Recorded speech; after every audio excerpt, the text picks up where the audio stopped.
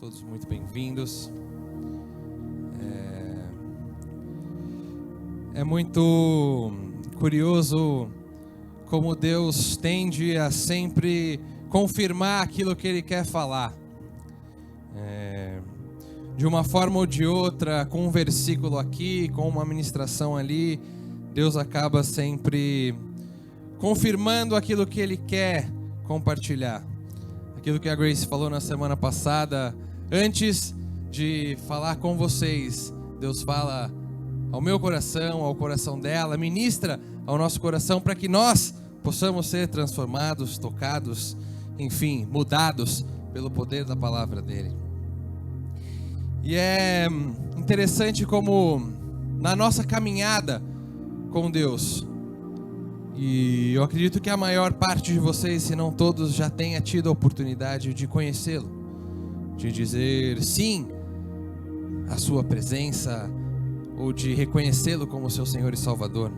Se você não teve, você vai ter essa oportunidade. Mas parece que quando conhecemos a Jesus, ouvimos falar dos seus milagres, da manifestação do seu poder nas nossas vidas, de como fomos tocados na primeira vez em que Ele nos chamou, ou de como na nossa caminhada com Ele temos experimentado da sua graça, da sua misericórdia. Mas uma pergunta acaba sempre vindo à mente. Acabamos sempre entrando em dúvida sobre o que Ele espera de nós a partir daí. O que Ele quer de nós a partir do momento em que conhecemos Ele. Reconheci Ele como meu Senhor e Salvador. Já pude experimentar a sua mão poderosa agindo em meu favor. E agora? O que fazer? E esse é o título da ministração de hoje. É uma pergunta. E agora? E agora? Como prosseguir? Por onde andar? O que fazer? Até que ponto estamos dispostos a seguir e caminhar com o nosso Senhor? E é o que eu disse no começo, como Deus confirma as coisas, porque o Rodrigo ministrou aqui isso, aquilo que tem te afastado de Deus, porque de alguma forma você não tem se colocado talvez tanto à disposição para servi-lo. E o texto que eu vou compartilhar com vocês é um que retrata um momento de chamado, um chamado específico, um chamado simples, como nós fomos chamados de maneira simples. Assim também deve ser a nossa obediência, simples. Jesus nos chama, nós o seguimos. Obviamente que o texto que eu vou compartilhar com vocês trata de um aspecto mais literal da obediência. Mas há um chamado na vida de cada um. E há uma necessidade em obedecê-lo. E para obedecê-lo, às vezes vamos precisar abrir mão de algumas coisas. Para que possamos responder a esse e agora. O que fazer, como prosseguir. Quero te convidar a abrir no livro Evangelho segundo Mateus. O primeiro livro do Novo Testamento. Evangelho segundo Mateus, capítulo é o 9. E o versículo também é o 9. Mateus 9, 9. E o texto diz assim: E Jesus, passando adiante dali, viu assentado na alfândega um homem chamado Mateus. E disse-lhe: Segue-me. E ele, levantando-se, o seguiu. E aconteceu que, estando ele em casa sentado à mesa, chegaram muitos publicanos e pecadores e sentaram-se juntamente com Jesus e seus discípulos. Versículo 11. E os fariseus, vendo isso, disseram aos seus discípulos: Por que come o vosso mestre com os publicanos e pecadores?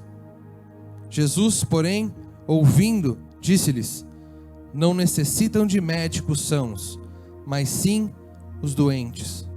Ide, porém, e aprendei o que significa: misericórdia quero e não sacrifício.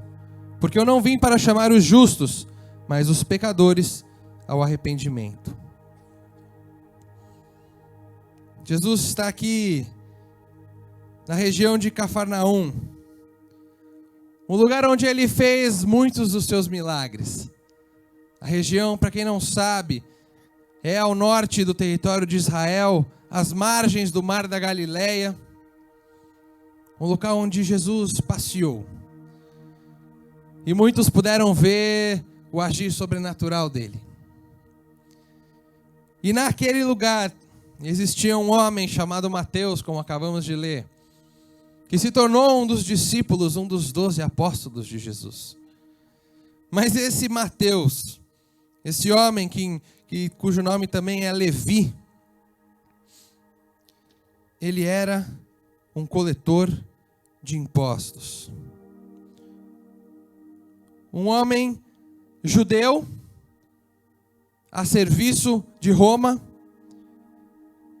que trabalhava para cobrar judeus como os seus conterrâneos, cobrá-los dos empréstimos, cobrá-los dos impostos. Um homem que, aos olhos da própria sociedade, e lembrem-se, Israel estava sob o domínio de Roma naquele momento. E os judeus odiavam esses homens. Os judeus não suportavam esses coletores de impostos, porque eles cobravam de si. Ele ia lá e batia: olha, se você não me pagar, tal coisa vai acontecer. Dedurava aquele que não pagava aos soldados romanos, e aqueles soldados então iam lá, pegavam, prendiam aquele homem, açoitavam aquela família. Um homem odiado.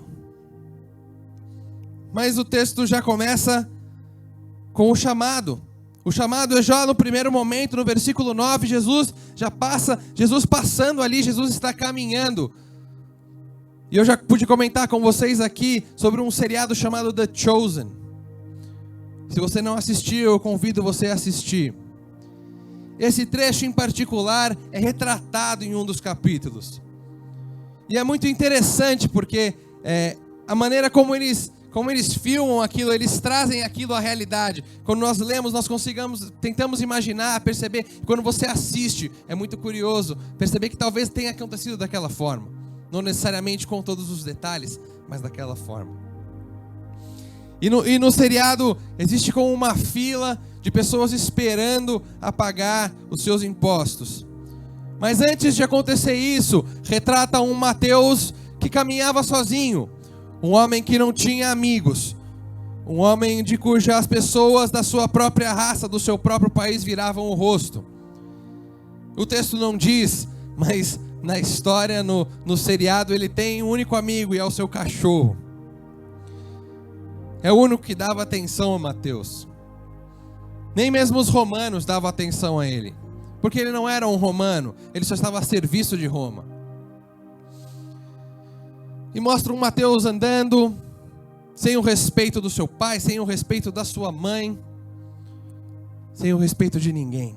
Um homem absolutamente sozinho, que tinha posses, tinha bens, tinha uma casa, vivia bem, como muitos dos seus não viviam.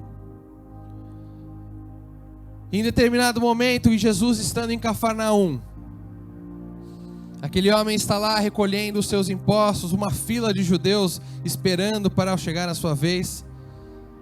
E Jesus passa por ele, e obviamente que Mateus, naquele momento, já ouvia falar de Jesus. Já tinha ouvido falar dos milagres, dos prodígios que aquele homem estava fazendo naquele lugar. E Jesus passa por ele. E Jesus simplesmente diz: segue-me. E você pode dizer: pô, mas por um lado é muito fácil ele largar tudo e seguir Jesus, porque ele não tem amigos, ele não tem nada. Mas ao mesmo tempo que ele não tem nada, ele também tinha tudo aos olhos daquela sociedade. Ele era um homem rico, um homem de posse, não necessariamente rico, mas um homem que tinha sua casa, tinha dinheiro. De certa forma, uma autoridade. E abrir mão daquilo, não tendo amigos, me parecia bem difícil. Eu vou abrir mão da única coisa que eu tenho, para poder seguir a um homem desconhecido, de quem as pessoas simplesmente estão falando, conversando, dizendo que ele faz milagres e maravilhas. Talvez até aquele momento Mateus sequer tenha visto alguma coisa parecida. Mas ele decidiu sair, se levantar e seguir a Jesus. Na série é curioso porque ele simplesmente abandona o seu posto de trabalho. Ele tem como seguranças romanos que o acompanhavam, muito provavelmente por conta do dinheiro que ele movimentava. E ele sai e aqueles homens perguntam: onde você vai? E ele simplesmente fala: eu preciso sair, eu preciso ir embora, eu vou seguir esse homem. E as pessoas ficam lá esperando naquela fila e Mateus vai. Mateus simplesmente sai. E aqui é aquilo que eu acabei de comentar com vocês, uma obediência simples. Um chamado simples, segue-me. E uma obediência simples, eu vou. E o que eu quero dizer aqui com isso, em termos de obediência, não é que você vai largar o seu trabalho, não é que você vai largar a sua família, como estes homens, esses discípulos tiveram que fazer literalmente. Não. No nosso caso, às vezes isso pode acontecer, sim, obviamente. Mas no nosso caso, na maior parte das vezes, nós temos que abrir mão de algumas outras coisas que nos prendem, que nos impedem de servir a Jesus, que nos afastam de Jesus, como o Rodrigo mencionou aqui. E a palavra, desde muito antes, trabalha a questão da obediência. Já desde o começo, no Gênesis, quando o pecado entra no mundo, Deus dá um único mandamento para Adão: olha, Adão, não coma deste fruto, não coma dessa árvore. Mas ele decidiu desobedecer. E desde então a desobediência entra na terra, entra na vida do homem e se torna como uma regra. Ao invés de sermos obedientes e obedientes à palavra, ao chamado dele, nos tornamos desobedientes à sua vontade e ao seu propósito. Mesmo sabendo, como eu disse aqui, conhecemos, vimos, ouvimos, experimentamos o poder e das maravilhas dele, sabemos do que ele é capaz de fazer, mas não estamos dispostos a obedecê-lo. Ora, se queremos ser abençoados, como então podemos desobedecê-lo? Reclamamos, murmuramos, como eu tive a oportunidade de compartilhar com vocês há 2 semanas. Dentre toda uma geração de murmuradores, apenas 2 foram os que entraram na terra prometida. Obediência simples. E é o que fala lá em 1 Samuel 15, 22. É melhor obedecer do que sacrificar. É melhor obedecer do que sacrificar. Se você desobedecer, você automaticamente vai sacrificar. Vai pagar um preço. E esse preço vai te afastar. Vai te levar mais distante de Jesus. Conhecemos, vimos o seu poder. E agora? Temos que obedecer. Temos que prosseguir. Temos que continuar. Não podemos ser desobedientes. E o texto continua. No versículo 10, ele já vai falar de um momento em que, tendo Mateus decidido seguir a Cristo, estão eles na casa de Mateus, sentados à mesa. E daí, de repente, começa a mudar toda aquela atmosfera em que Mateus vivia. Um homem acostumado a viver só. Um homem não acostumado a compartilhar.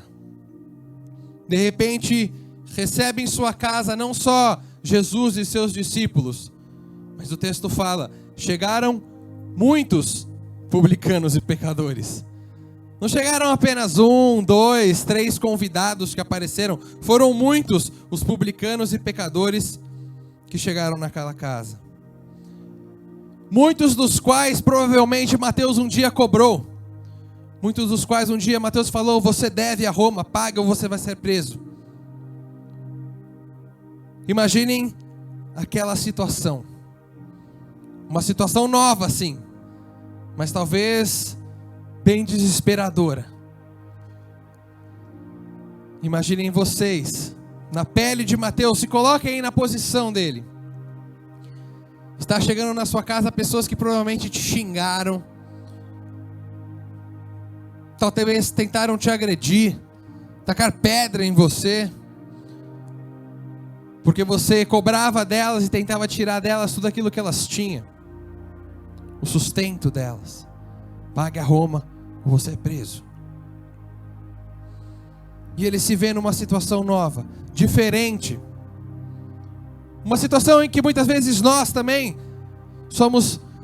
estamos no meio dela, porque fomos chamados a servir, fomos chamados a seguir a Jesus. E quando decidimos fazê-lo em obediência,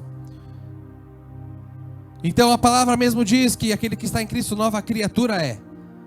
Somos colocados numa nova circunstância de vida. Estamos inseridos num novo contexto dentro da nossa vida com Jesus. Num contexto talvez em que vamos encontrar pessoas que lá atrás julgamos. Pessoas que lá atrás, quando estávamos em trevas, quando não conhecíamos a Jesus, falavam: mas que são esses crentes bobos que acreditam num Deus invisível? Uma situação diferente. E o texto continua, versículo 11. Diz assim: os fariseus, vendo isso, disseram aos seus discípulos: por que come o vosso mestre com os publicanos e pecadores? Vejam que aquela situação se tornou grande naquele momento. Não foi simplesmente Mateus sair e se encontrar com Jesus, não. Virou um alvoroço social. Um homem funcionário de Roma larga o seu posto de trabalho, segue a Jesus. Aquele homem que tinha alvoroçado aquele momento, conturbado socialmente aquela sociedade, recebe publicanos, pecadores na sua casa, recebe o próprio Cristo com seus discípulos. A palavra correu, a informação correu, e chegou ao ouvido dos fariseus. Aqueles mesmos fariseus que se consideravam donos do bem e do mal, conhecedores da lei mosaica, dos profetas, não conseguiam conceber Jesus Cristo como o Messias. E logo vendo Jesus com pecadores e publicanos, eles questionam: por que ele come com esses homens? Por que ele faz isso? E aí, trazendo a nossa realidade, quando aceitamos o chamado e decidimos obedecer, logo, a primeira coisa que acontece é um questionamento imediato da sua fé. Muitos que às vezes conhecem, ou deveriam conhecer esse caminho que você segue, muitas pessoas até dentro da igreja, começam a questionar. A sua fé sempre será questionada quando você decidir obedecer. Sempre. Porque você está em obediência. Vão sempre dizer por que ele acredita nesse homem vivendo dessa forma, experimentando o que experimenta, o que leva essa pessoa a crer e confiar nesse Jesus. Jesus, porém, ouvindo, disse-lhes, versículo 12: não necessitam de médicos os sãos, mas sim os doentes. Bem-vindo ao clube, Mateus. Bem-vindo ao clube, cada um de vocês. A igreja, os seguidores de Jesus não são os justos, não são aqueles que são sãos, são sim os doentes. São aqueles que precisam, são aqueles que reconhecem que em Jesus há sim liberdade, em que em Jesus há sim um diferencial de vida. Somos doentes e precisamos ser curados. E aqui é uma realidade que se repete nas nossas vidas. Não é só o começo da sua vida com Jesus, é o caminhar da sua vida com Jesus que isso vai acontecer. A sua fé sempre vai ser questionada no seu caminhar, no seu tempo de obedecer. Você sempre estará sujeito ao pecado. E este mesmo pecado que te afasta dele é o que muitas vezes vai tentar te condenar. Mas a palavra diz que ele levou sobre si as nossas doenças, as nossas enfermidades, numa clara referência também aos nossos pecados, aquilo que nos mata por dentro, aquilo que mata o nosso espírito, a nossa alma. Quando reconhecemos que somos doentes, não é um sentimento de fraqueza, não é se considerar inferior aos outros, mas é um sentimento de humildade, de reconhecer que existe alguém maior e mais poderoso do que você, que existe alguém que pode fazer a diferença na sua vida, que existe alguém que está disposto a te transformar. E esse é Jesus. Buscar viver uma vida nova com Ele. Buscar uma vida de santificação. É isso que Paulo nos ensina. Do momento em que somos salvos. Porque lá no começo de Romanos ele fala: não há um justo, nenhum sequer. Todos estávamos condenados, mortos para Deus. Jesus vem, nos salva, nos liberta, nos garante a vida eterna. Mas fala: olha, não é necessário apenas ser salvo, é importante que busquemos a santificação. E a nossa obediência, a nossa decisão em prosseguir, é justamente o que nos vai permitir ser santificados. Em outras palavras, sermos separados. Separados do mundo, daquilo que o mundo tem a oferecer. E o versículo 13, Jesus continua a falar. Ele diz assim: ide, porém, e aprendei o que significa misericórdia quero e não sacrifício. Porque eu não vim para chamar os justos, mas os pecadores ao arrependimento. Ele faz aqui, expressa referência a um texto do Velho Testamento. Oséias capítulo 6, versículo 6, diz exatamente isso. Porque eu quero misericórdia e não sacrifício. E o conhecimento de Deus mais do que holocaustos. O chamado é para conhecermos a Ele. Veja o texto que lemos. É melhor obedecer do que sacrificar. O sacrifício foi feito por Cristo. Ele é o sacrifício suficiente, bastante. O que Ele exige de nós agora, a partir desse momento novo, dessa situação nova em que fomos colocados, a partir do momento em que obedecemos ao seu chamado, é continuar sendo obedientes. É buscarmos amar a Ele sobre todas as coisas e ao próximo como a nós mesmos. Porque foi essa misericórdia que Ele teve com as nossas vidas. Porque nos amou de tal maneira e enviou o seu Filho para que morresse por nós. Ele quer isso. Que você siga adiante, amando, compartilhando, falando das boas novas do Evangelho, em obediência, buscar conhecer a Deus, mais do que buscar holocaustos. Holocaustos são sacrifícios. E fui pesquisar o significado do nome de Oséias. E vejam que Oséias significa salvação. Num contexto em que Cristo convoca Mateus à salvação, a segui-lo, a conhecê-lo, a buscá-lo, a experimentar algo novo. No momento em que é questionado pelos doutores da lei o porquê de fazer isso, o porquê de estar com doentes, o porquê de estar com pecadores, o porquê de caminhar com pessoas daquela índole, ele cita Oséias. Eles precisam de salvação. E eu vim entregar salvação. É isso que Ele veio fazer. É isso que Ele nos entregou. A salvação. Mas conhecemos a Ele. Vimos o seu poder. E agora? E agora? Às vezes nos desapontamos com a vida cristã. Às vezes pensamos que ficaremos sempre, constantemente, naquela euforia de quando conhecemos a Jesus. Eu quero mais, eu quero buscar, e você vem na reunião de jovens, e você vai no culto, e você vem na célula, e você faz tudo. E aí depois de um tempo você começa, não, na célula tá bom, eu vou no jovem só, tá bom.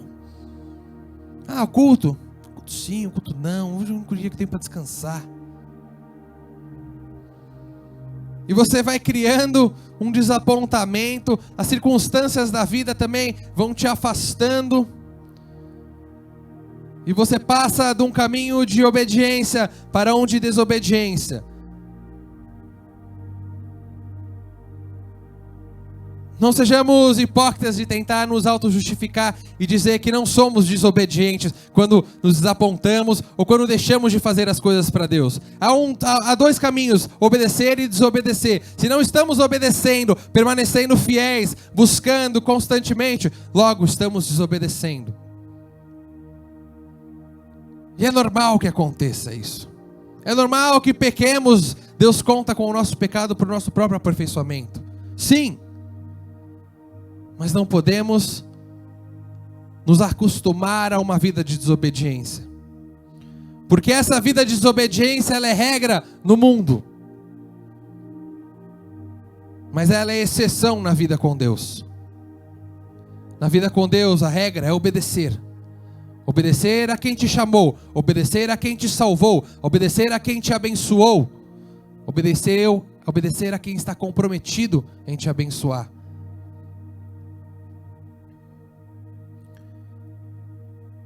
Mas é curioso porque a própria palavra diz que Deus preparou o dia ruim para o dia bom. E esse desapontamento muitas vezes nos leva para um único lugar onde podemos encontrar a paz, que é debaixo da vontade de Deus. Muitas vezes é quando nos desapontamos e decidimos desobedecer, que batemos com a cara na porta, percebemos o nosso erro, olhamos para a crise e falamos: mas Jesus, por favor, me perdoa, mais uma vez eu errei. E aí então, esse mesmo desapontamento nos conduz a um caminho de paz, que é mais uma vez se render na presença dEle, e se dispor à sua vontade, que é boa, perfeita e agradável. Na nossa caminhada, são muitos os medos que se interpõem no nosso caminho com Deus. E é aqui que entra na prática o chamado de Mateus. Porque ele largou aquilo que ele tinha para seguir a Cristo. E nós, muitas vezes, temos medo, não temos coragem de largar aquilo que sabemos que não nos leva para o bom caminho. O nosso medo em ser julgado por aqueles lá fora. O nosso medo em abandonar pessoas que sabemos que não nos conduzem a um bom caminho, que não são boas referências. O nosso medo em abandonar velhas tradições, velhos costumes, coisas que se colocam no meio do meu relacionamento com Jesus, superam a nossa vontade de obedecer. E é normal ter medo, porque muitas vezes é quando temos medo que decidimos avançar e enfrentá-lo. Mas nós só conseguimos fazer isso, e eu quero que você tenha em mente, quando a sua convicção é maior do que o seu medo. A sua convicção tem que ser maior do que o seu medo. Porque enquanto ela permanecer acima do medo, você consegue avançar. Se o medo se colocar acima da sua convicção, da sua disposição em reconhecer a Jesus, em obedecer a Jesus, logo, você se desapontará. Consequentemente, você desobedecerá. Se você tem plena convicção daquele que te chamou, se você tem plena convicção de quem é o autor e consumador da sua fé, se você tem plena convicção de quem é Jesus Cristo para você, essa convicção não pode, de maneira nenhuma, ser superada pelos seus medos, porque é só através dela que você consegue avançar. É o que fala em Romanos 12:2. E não vos conformeis com este mundo, mas transformai-vos pela renovação do vosso entendimento. É necessário transformar o nosso entendimento. É necessário mudarmos a nossa maneira de pensar. Aquilo que antes nos afastava de Jesus, aquilo que nos traz medo, aquelas pessoas que não servem mais para andar conosco. Precisamos mudar aqui o nosso raciocínio, para que a convicção que temos possa superar isso, para que o nosso entendimento seja transformado, e assim, como o texto continua, possamos experimentar qual seja a boa, agradável e perfeita vontade de Deus.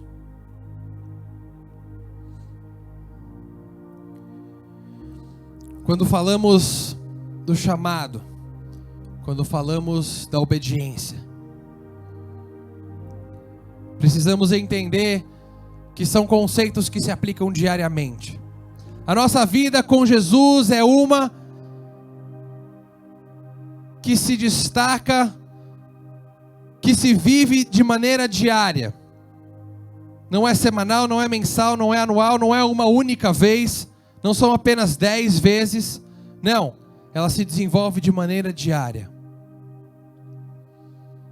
Entendemos o chamado, decidimos obedecer.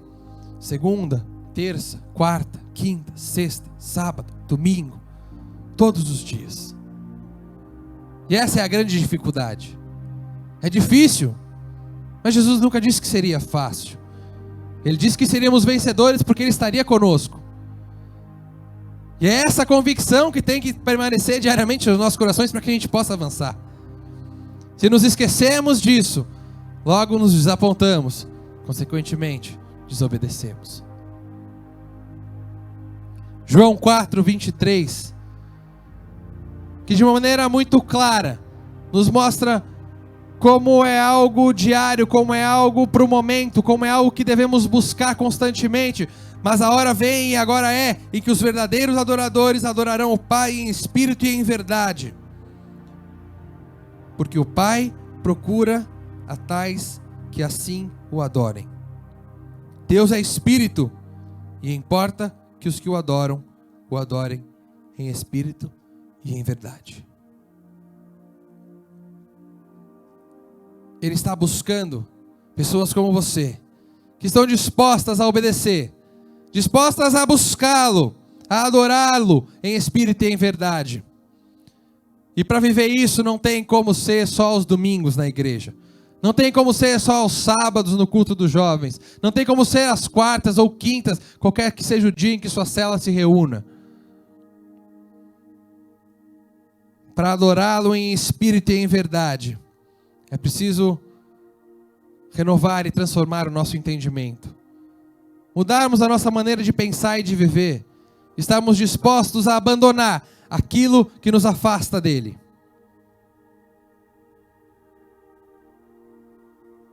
Eu queria chamar o louvor, estamos terminando. Agora é a hora de conhecê-lo e buscar a sua face. Se você em algum momento da caminhada se afastou, Como o Rodrigo disse aqui, agora é a hora de conhecê-lo e de buscar a sua face. Essa é a resposta àquela pergunta inicial. E agora? Agora é hora de conhecê-lo e buscar a sua face. Agora é hora de decidir fazer isso. Se você quer, se você tem essa convicção, se você se lembrou de quem te chamou, se você se lembrou durante essa mensagem aquilo que Ele já fez por você, aquilo que Ele disse que faria por você, conhecer a Jesus diariamente, adorá-lo em espírito e em verdade, buscar a sua face, estar aos seus pés. Cada um tem a sua forma de buscar a Ele. Cada um tem o seu jeito de se encontrar com o seu Pai. Porque a relação é uma de intimidade. E na intimidade, fazemos aquilo que queremos, para poder se encontrar com o nosso Deus. E hoje é dia, hoje é a oportunidade que você tem de mais uma vez se reencontrar com Ele. Hoje é mais uma noite que você tem à sua disposição a opção de obedecer, a opção de dizer: sim, eu quero, sim, eu vou, sim, eu consigo, porque o Senhor é comigo, porque eu tenho plena convicção daquele que me chamou. Jó 42:5. Antes eu te conhecia só por ouvir falar, mas agora eu te vejo com os meus próprios olhos. Essa é a história de Mateus que acabamos de ler. Ele só conhecia Jesus de ouvir falar. Ele só tinha ouvido as histórias, ouvido as pessoas comentarem que havia um homem que estava revolucionando o seu tempo.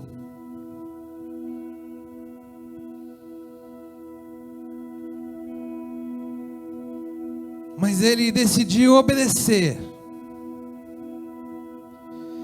Ele entendeu que haveria algo diferente naquele homem.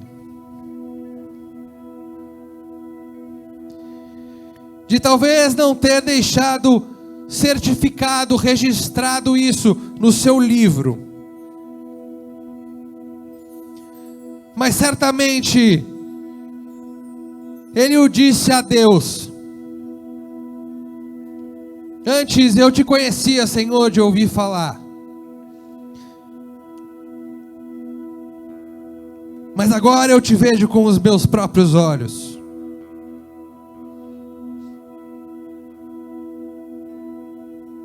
Com os próprios olhos ele enxergou e viu a salvação. Com os próprios olhos nós conhecemos a Jesus Cristo, Rei dos Reis e Senhor dos Senhores. Qualquer que seja a circunstância ou a situação que te afastou dele, lembre-se daquilo que está escrito em Salmos 46, o versículo é 10, e eu digo isso para que você tome nota se você quiser. Aquilo que tem te afastado dele, aquilo que tem te descontentado, que te tem feito de desobedecer, circunstâncias da vida, lutas, dificuldades, elas vêm, elas virão,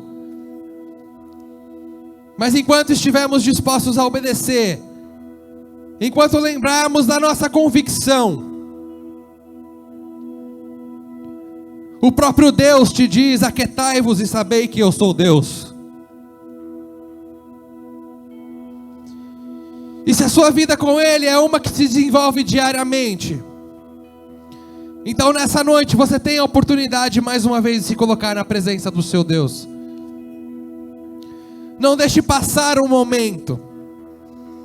Se você quer permanecer sentado, assim faça. Se você quer levantar, se você quer caminhar, se você quer ajoelhar, mas não perca a oportunidade que você tem de colocar diante de Deus a circunstância que tem te afastado dele, que te tem feito questionar: e agora para onde eu vou? E agora o que eu posso fazer? Antes você o conhecia de ouvir falar, mas agora você o vê com os próprios olhos. Então lembre-se e aquietai-vos e sabei que eu sou Deus. Ele é o Deus. Ele fez a terra, o mundo e todos que nele habitam. Tudo está debaixo da poderosa mão de Deus. Ele tem a terra como estrado dos seus pés. Este é o poder do Deus que você serve. Então, se você quer servi-lo, se você quer obedecê-lo, lembre-se que ele tem poder para fazer isso na sua vida. Se coloque na presença dele. O adore em espírito e em verdade enquanto o louvor ministra. Se derrame na presença dele. Não deixe passar o momento, porque ele é precioso e ele pode te fazer avançar.